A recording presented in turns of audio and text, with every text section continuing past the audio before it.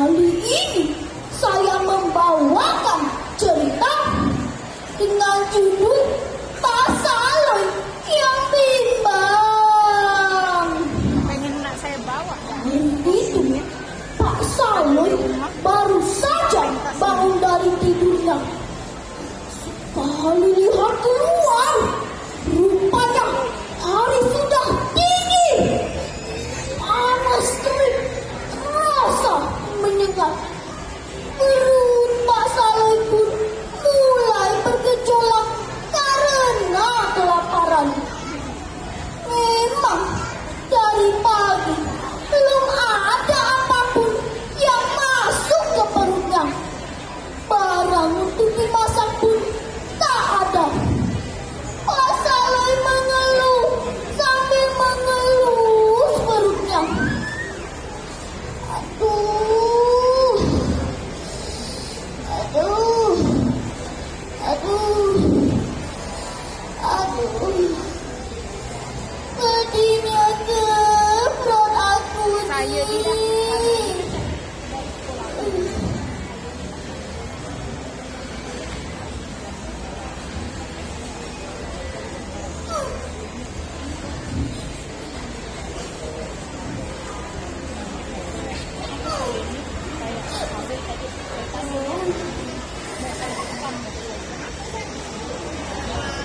Tak ada selang nak sedekah nasi. Sambil membayangkan lauk asam pedas dan sambal tempoyak udang, ia mengeluh makin keras. Kalau bisa diganti. Lama kemudian datanglah seseorang ke rumah Pak Saloy. Assalamualaikum Pak Saloy.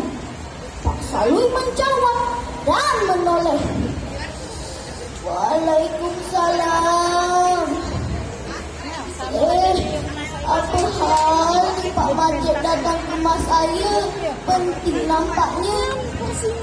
Pak Majid pun menjelaskan maksud kedatangannya. Begini Pak Saloy, nanti malam lepas Isya datanglah di rumahku. Ada selamatan. Dengan semangat Pak Saloy menjawab, tentulah saya datang. Kata orang tua, rezeki tak boleh ditolak. Itu ada kursi Pak kayak Majid pun berpamitan untuk melanjutkan mengundang yang lain. Terbayang-bayang makanan enak di benak Pak Saloy. Tiba-tiba datang lagi seseorang. APB yang dilihat Pak Saloy serius ringan nampaknya. Pak Saloy, oh Pak Saloy, APB yang dilihat Pak Saloy kaget dan cepat-cepat menjawab. Pak Latif, tak ada. Aku lagi nengok langit lah. Tak benar hari ini. Apa hari Pak Latif datang ke rumah saya? Ternyata Pak Latif juga ingin mengundang Pak Saloy. Kalau malam lepas sisa datangi ke rumah saya, ada ruahan. Ingat sudah nak lupa. Saya bagi dulu Pak Saloy menjawab, oh pastilah saya datang. Pak Latif pun pamit dan pulang ke rumah. Apa Pak Saloy ini? Dua-dua undangan ia-iakan. Padahal waktunya bersamaan. Tibalah malam yang dinantikan. Pak Saloy mulai bimbang. Rumah siapa dulu yang harus dia tuju? Ini kepala aku nih. Rumah siapa dulu yang harus aku tuju ni? Rumah Pak Majid. Rumah ikan goreng. Rumah Pak Latif. Pasti ayam bakar. Kalau tak ada ayam bakar pun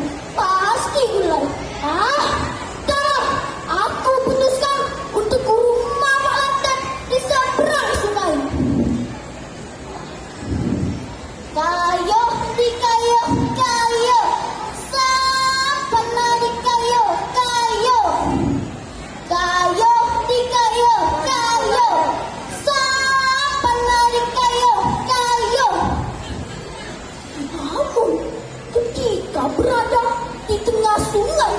Pak Saloy pimpang lagi. Aku tak rumah Pak Majid cair. Yang dekat rumah. Sama gak bu?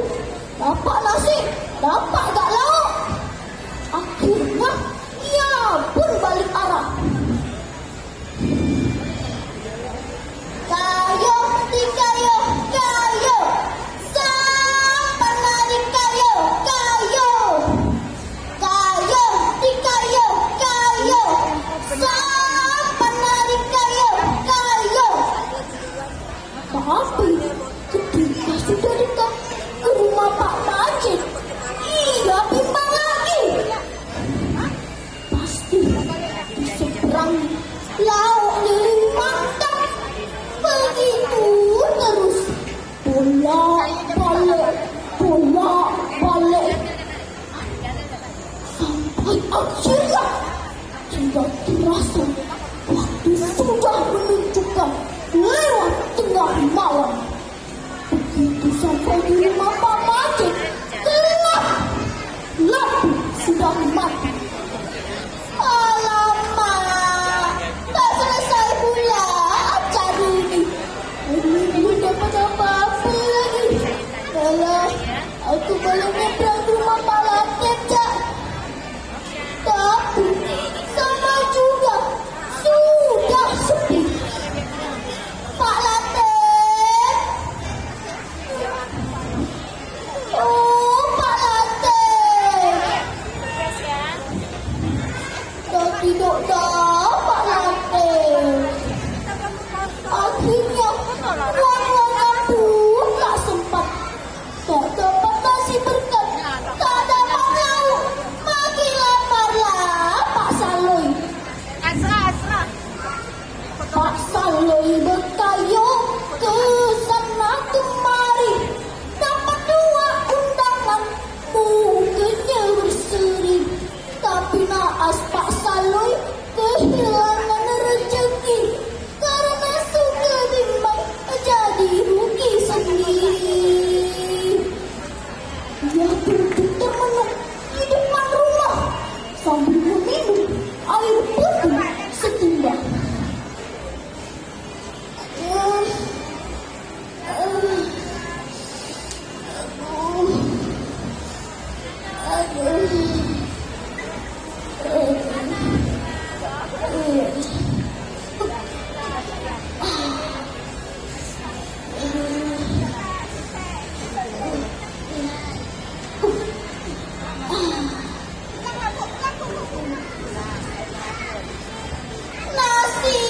Nasib Pak Saloy.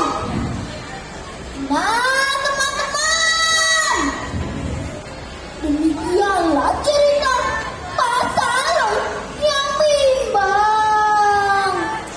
Hikmah dari cerita ini adalah jadilah orang yang tegas, jangan ramah hati. Ujung-ujungnya diri sendiri yang rugi. Batang bambu jadikan pelita, rambutan tumbuhkan subur. Demikian